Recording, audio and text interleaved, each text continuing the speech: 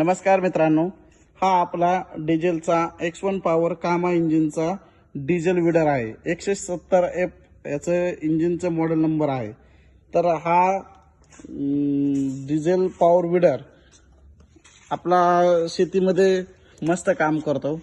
तर याची डिझेलची tank capacity ही 2.5 litre इतकी आहे।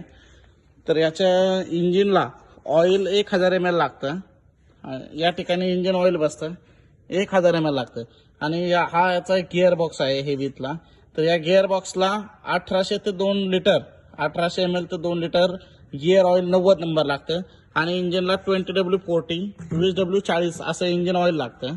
तर हा याचा गिअर बॉक्सचा एक्झॉस्टचा नट आहे आपला आणि याला असं डिझाईन वगैरे मस्त बनवलेलं आहे। या ठिकाणी याचा स्टॉपर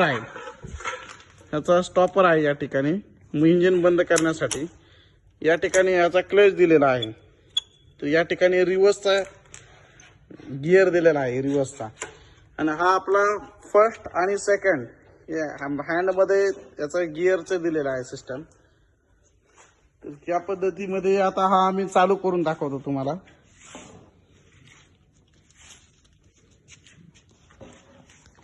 या ठिकाणी हा पहिला चॉक, हा इथे चॉक प्रेस केल्यानंतर हे असं लॉक करून घ्यायचं।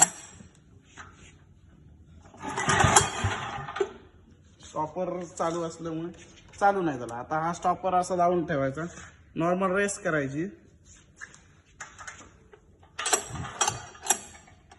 हे आपण लॉक करून घेतलं असं।